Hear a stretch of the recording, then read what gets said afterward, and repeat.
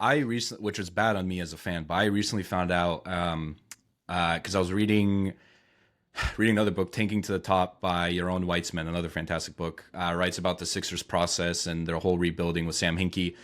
Um, I didn't realize that in Joel Embiid's rookie year, his brother died, and he died tragically. I think he got hit by a bus or something along those lines. Um, and it like really puts it into perspective.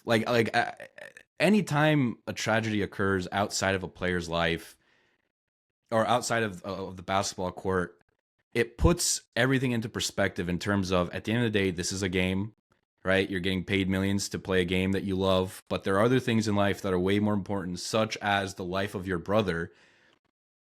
And I just think back to even like Joel's rookie year, like the amount of Sixers fans that were bashing on him for, he was obviously hurt and, just, oh, this guy, this guy might suck, whatever. And like, meanwhile, he's like trying to figure out how to deal with like one of life's biggest tragedies. That dichotomy really, really struck me. I mean again, that is an amplified way, but it is. I mean, I look at everything. I look at everything from, Joel, when he came to this country, didn't speak English. He didn't touch a basketball until he was 16 years old, and then now you look a decade later, he's the leading scorer of the league and won an MVP, and he has battled through so many injuries. I think there's been one offseason that he hasn't had a surgery in his entire career, and you're like, hold up, from going from 16 to not touching a basketball to becoming, arguably the greatest player in the NBA to being a scoring champion to being an MVP, despite all of the BS that went on in the front office, despite all the injuries that he's had to get through. It just shows you how much, hard work, how much he's poured, how much he's grown, how much he's improved, and even if you look at like Kansas, because some guys might say, oh, he was still a top pick. Like at Kansas, he averaged 11 points a game. He made one three-pointer in his career at Kansas, and he was shooting 66% from the free throw line.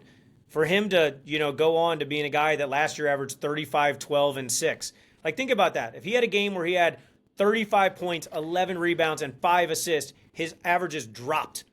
Like, that's how good he was last year, and that's how good he is when he's healthy. It's just, to me, that's what I wish there was more light shined on. There's other examples of people that, whether they're dealing with, they're missing the births of their child, or the deaths of their family members, or, there's other, circumstances or situations that we don't even know about. I mean, that happens a lot. In the starting five doc, it was really cool to see Jimmy Butler open about, his situation that he was going through and dealing with. And most fans didn't care about that.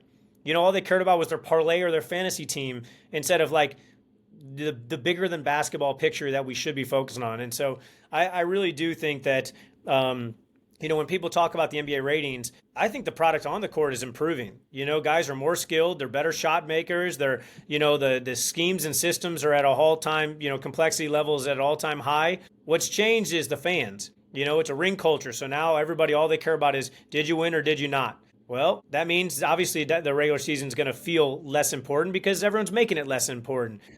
People don't care about individual matchups anymore. Some guys do. You joked around about Jokic and Joel. You know what happens every time they play against each other. So it's, to me, if we want basketball ratings to go back up, we need to start, one, caring more about the people and not just the player. Two, we got to start telling stories instead of just hot takes and quick clickbait. And then three, we got to have more positivity, and shining light on all the great things that basketball has to offer, and all the stories that these guys have had to overcome, and all the great moments that we all get to experience as fans because these guys are super talented. Think about all the highs. I know there are some lows as fans, but think about all the highs that, I remember when I was growing up watching, Michael Jordan and Allen Iverson and, even guys like Hot Sauce. I remember And One Mixtape brought me joy. Like, I wish we got back to that. To me, that is what, and it's funny because the Jokic takes, a lot of people thought like, oh, he's the biggest Jokic hater. I'm like, you guys don't realize I love watching Jokic play. I think he's one of the most talented basketball players that have ever played the game. I think that his feel and his touch are unmatched. I really do. And people are like, wait, but you say, I said, no. I highlight some of the areas of defense that I think aren't as strong, because I'm also trying to prop my guy up, and and sometimes I like to compare and contrast, and I'm like, well, we got to look at the whole picture. But no, I respect the hell out of his game. And it's funny every time you hear conversations about from Joel or from Jokic, they're both like, we love each other, we respect each other, we appreciate each other. And that's why they love competing against each other, because they do know that they're both at the top of the game. So I think that's what the NBA needs more of, is more celebrating. Back when we were growing up, we used to turn on Stuart Scott and watch SportsCenter and watch, the highlights and him. Then after that, there would be like a story about, a 3 minute to 6 minute segment about, what are these guys overcoming some kind of crazy upbringing to make it. It's like, that is what is the good thing is about basketball. And so that's what I hope we get back to at some point, instead of just hot takes and clickbait and just engaging in this or that, instead of let's prop everybody up.